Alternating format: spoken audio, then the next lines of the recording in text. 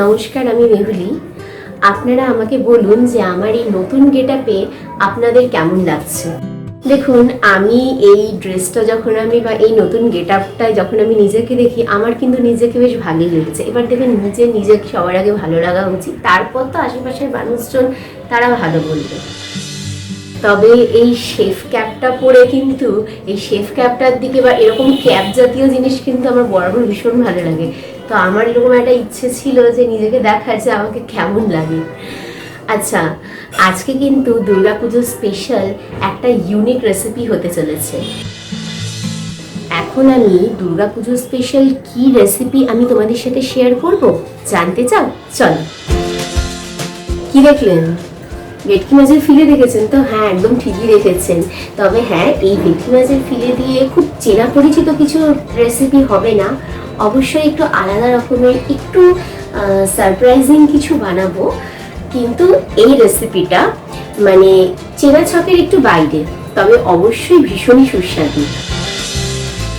আপনারা কি জানেন, এই যে রেসিপিটা আজকে আমি শেয়ার করছি, এটা আপনারা দুর্গাপুজোর সময় সবাই একসাথে মিলে বসে নাচ গান হই হুল্লোড়ের সময়ও যেরকম আপনারা এই স্ন্যাক্সটা খেতে পারেন, আবার পুজোর শপিং করে বাড়ি ফিরে এসেও খেতে পারেন, আবার সবাই মিলে বেরোতে যাওয়ার আগে সন্ধ্যেবেলা সবাই মিলে একসাথে বসে খেয়ে দিয়ে তারপরেও কিন্তু আপনারা বেরোতে পারেন। মানে পুজোর সময় সবাই মিলে বসে আড্ডা দেওয়ার জন্য হোক কিংবা বিকেলের স্ন্যাক্স হিসেবে হোক, এই রেসিপিটা কিন্তু জাস্ট জমে যাবে। তো চলুন শুরু করে দিই আজকে স্পেশাল রেসিপি, ভেটকি মাছের রোল বা ফিশ রোল।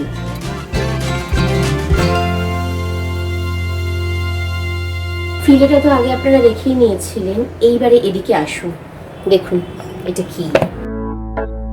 কি আছে এখানে। এটা হচ্ছে আমার খাজানা কা পিটারা।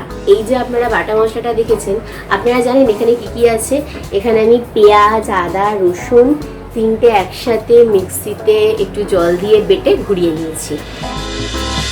আমার এই ট্রেজার বক্সটা যেটা আপনারা দেখলেন এখন, বেসিক্যালি আমি এখানে 6টা পেঁয়াজকে বেটেছি, বড় বড় পেঁয়াজকে।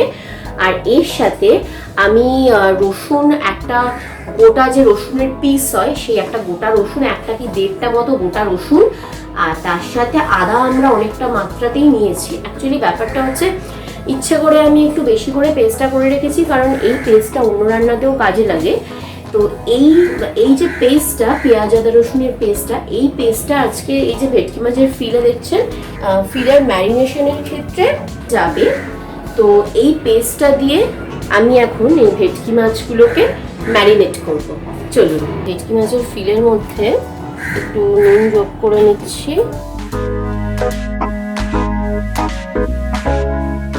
আমরা প্রথমেই এই ভেটকি মাছের যে ফিলে, সেই ফিলের মধ্যে প্রথমে আমরা যোগ করলাম হচ্ছে নুন।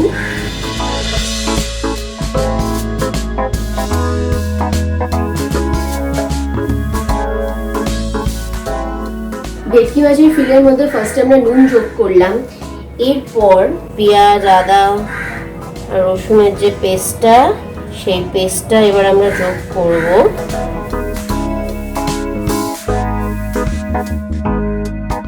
এই যে আপনারা দেখে নিলেন, আমি প্রথমে পেস্টটা যোগ করলাম। যোগ করে নেওয়ার পরে এবারে দুটো পিঠে আমি ভালো করে মাখিয়ে নিচ্ছি।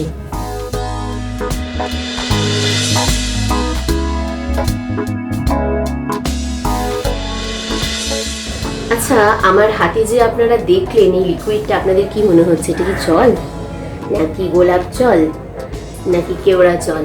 কি মনে হচ্ছে বলুন তো, একটু গেস করুন তো। কি? কোনোটাই না, ভিনিগার। এবার দেখুন আমি কি করব, এখানে আমি ভিনিগার যোগ করছি। এই যে দেখলেন ভেটকি মাছের ফিলেটাকে আমি ম্যারিনেট করলাম, এই অবস্থায় আপনারা আধ ঘন্টা রেখে দিন। আমি আধ ঘন্টা মতো এই ভেটকি মাছের ফিলেগুলোকে ম্যারিনেট করে রেখে দিচ্ছি। আমাদের ভেটকি মাছের যে ফিলেগুলো ছিল, সেগুলো মোটামুটি বেশ ভালোভাবে ম্যারিনেট হয়ে গেছে।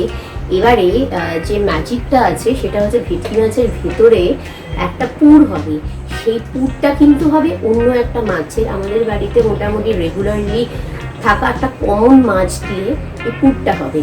আচ্ছা, কি মাছ সেইটা না হয় 2 মিনিট পরে বলছি, আগে পুরের প্রিপারেশনটা আগে দেখিয়ে নিই।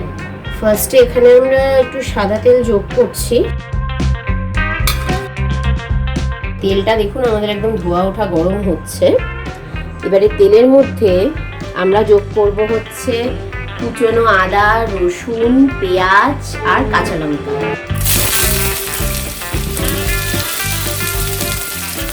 আচ্ছা, এবার আমরা মাছের কথা বলতেই পারি, আমি 2 মিনিট বাদে বলেছিলাম বলবো।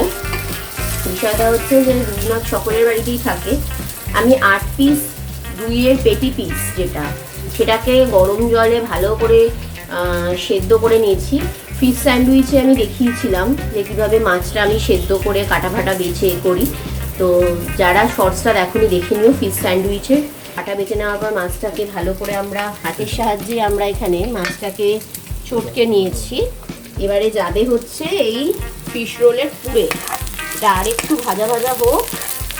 মোটামুটি লাল করে আমাদের সমস্ত উপকরণগুলো ভাজা হয়ে গেছে।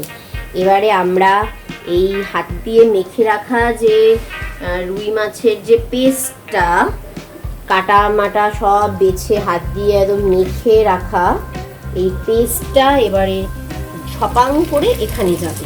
আর এর সাথে যাবে হচ্ছে নুন বাবাজি আর কিছু মশলারা।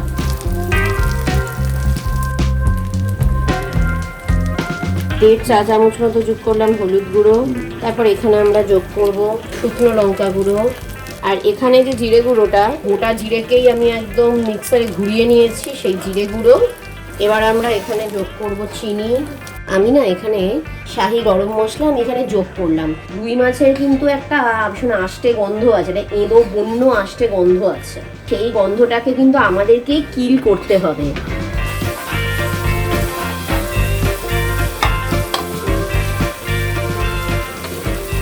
দেখুন আমাদের এই পুরটা রেডি হয়ে গেছে। এবার এই পুরটাকে ঠান্ডা করে ফিলের ওপর দেব। তারপরে প্রসেস তো আপনারা দেখতেই পাবেন। আমাদের পুর এখানে রেডি। এই যে দেখছেন যে রুই মাছের যে পুরটা আমরা এখানে ঠান্ডা করে নিয়েছি। এবার পুরটাকে আমরা একটা পাত্রে তুলে নিচ্ছি। এবারে হচ্ছে রোল বানানোর পালা। পুরটা তুলে নিয়ে ফিরে আসছি। আচ্ছা, পুরটা আমরা এক জায়গায় করে নিয়েছি। এবারে এই দেখুন ম্যারিনেট করা এই ভেটকি মাছের ফিলে। এবারে এর মধ্যে আমরা পুরটা দেব।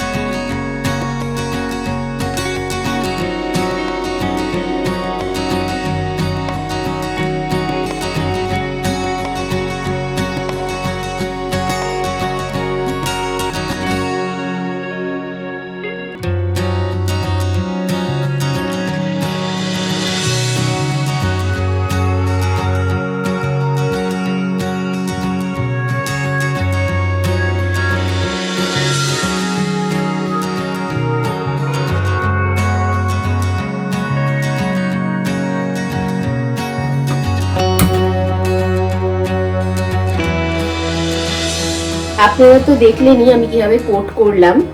ডিমের গোলায় চুবিয়ে তারপরে ব্রেড ক্রাম্বসে কোট করলাম। এবারে আমরা ডুবো তেলে একে একে এগুলোকে ভেজে নেব। দেখুন দোকানের মতো কিরকম বাদামি রং আসছে। এবারে একদম লো ফ্লেমে আমি আগে জিনিসটাকে ফ্রাই করে নিচ্ছি। এরপর আস্তে আস্তে গ্যাসের ফ্লেমটাকে বাড়াবো। দেখুন তো দোকানের মতো একদম লাল রং হয়েছে কিনা।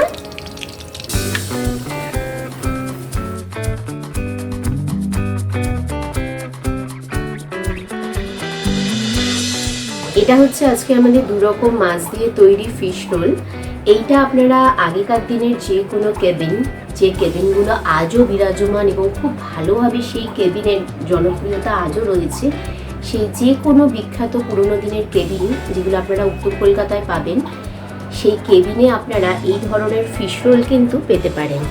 এই ফিশ রোলই কীভাবে আপনারা বাড়িতে বানিয়ে নেবেন এবং পুজোর সময় বিকেলের আড্ডায় বা গ্যাদারিংয়ে বা ঠাকুর দেখতে যাওয়ার আগে বা পুজোর শপিং করে ফেরার পর বা ফেরার আগে এই রকম একটা স্ন্যাক্স কিভাবে আপনারা বাড়িতে তৈরি করে নিতে পারেন এবং একসাথে খাওয়া দাওয়ার ক্ষেত্রে এই জমজমাটি খাবারের যে রেসিপিটা আমি আপনাদের সাথে শেয়ার করলাম, আমাকে অবশ্যই জানাবেন আপনাদের এই ফিশ রোলটা কেমন লাগলো।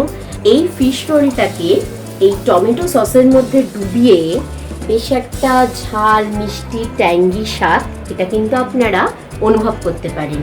তো আমি বলবো যে অন্য কোনো মেয়োনিজ বা অন্য কোনো সস দিয়ে না, স্রেফ এই টমেটো সসের সাথে এই ফিশ রোলটা আপনারা সার্ভ করুন। এই ভিডিওটা ভালো লাগলে অবশ্যই ইউটিউবে রেসিপিস বাই মেহুলিকে সাবস্ক্রাইব করবেন, ফেসবুকে আর ইনস্টাগ্রামে রেসিপিস বাই মেহুলিকে ফলো করতে ভুলবেন না। আজকে আসি, দেখা হবে আবার নেক্সট অন্য কোনো একটা নতুন রেসিপি নিয়ে। ততক্ষণে সকলে খুব ভালো থাকুন। Thank you.